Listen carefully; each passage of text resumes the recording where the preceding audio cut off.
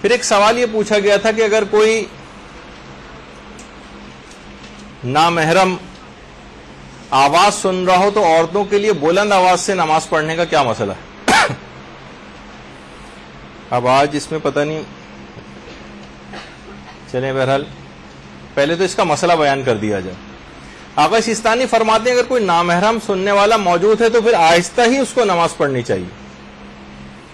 امام خمینی اور آیت اللہ وحید خراسانی نے احتیاط واجب لگا کر کہا ہے کہ آہستہ پڑھنی چاہیے. آیت اللہ خامنئی نے البتہ جائز قرار دی ہے کہ جائز ہے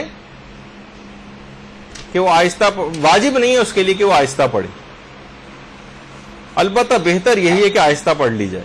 تو یہ آپ کو اختلاف مراجع کے اعتبار سے اگر کوئی نامحرم سننے والا وہاں پر موجود ہے تو اس لحاظ سے آپ کو ایک بات پتہ چل جائے. اچھا، خواتین کے سلسلے میں یہ بھی دیکھا گیا ہے کہ بہت سی خواتین بالکل جس طرح کچھ بھی لگتا ہی نہیں کہ نماز پڑھ رہی ہیں، نہ کوئی ہونٹ حرکت کر رہے ہیں ان کے، چاہے وہ آہستہ بھی کیوں نہ اگر پڑھیں تو کم سے کم کتنی آواز ہونی چاہیے. یہ ذرا آپ کو کوشش کرتے ہیں کہ ایک چیز اگر دکھا سکیں ہم. اب دیکھیے کتنی آواز ہونی چاہیے.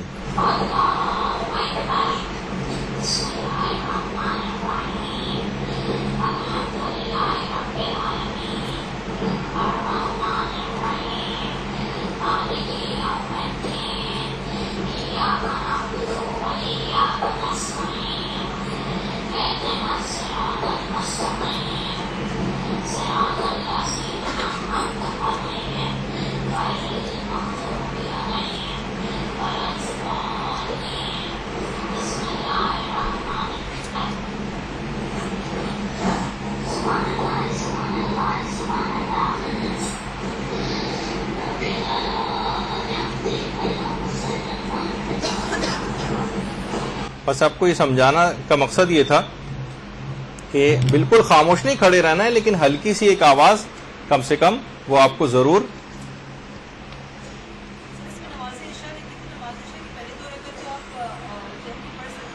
بلند پڑھ سکتے ہیں، بشرطے کوئی نامحرم نہ ہو، جیسے کہ بھی آپ نے دیکھا. لیکن وہ نمازیں جو کہ آپ کو آہستہ بھی پڑھنی ہے تو بالکل یہ نہیں کہ آپ بالکل آواز کو، یعنی کوئی کسی بھی طرح کے نہ ہونٹ حرکت کر رہے ہیں نہ ہلکی سی زبان حرکت کر رہی ہے، بلکہ دل ہی دل میں نماز پڑھ رہے ہیں. یہ دل ہی دل والی نماز جو ہے یہ صحیح نہیں ہے، بلکہ کچھ نہ کچھ اتنی ہلکی کم سے کم آواز. اس کو بھی یہ نہیں کہا جائے گا کہ بالجہر پڑھی تھی، کیونکہ ہم نے آواز کو بہت زیادہ کیا ہوا تھا، ورنہ سرگوشی میں ہلکی سی اس طرح سے کم آپ کے کان تک ہلکی سی آواز جائے کہ آپ کیا پڑھ رہے ہیں.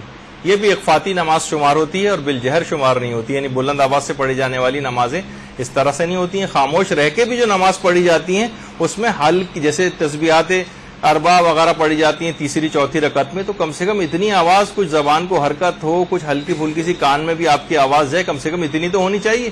لیکن وہ خواتین اکثر دیکھا گیا کہ بالکل خاموش کھڑی ہیں اور دل ہی دل میں نماز پڑھی ہے، تو وہ چیز غلط. تو ایک مسئلہ یہ ہوا. جی، نماز کے دوران اگر پیغمبر اسلام کا نام نامی کان میں پڑے اس وقت درود بھیجنا جو ہے وہ مستحب ہے کہ درود بھیجا جائے، نماز کو روک دیا جائے، درود پڑھا جائے اور اس کے بعد نماز کو ویسے ہی کنٹینیو کیا جائے جیسے کہ چل رہی. تو کیونکہ درود آپ نے سنا تھا کہ درود بھیجیے محمد و آل محمد.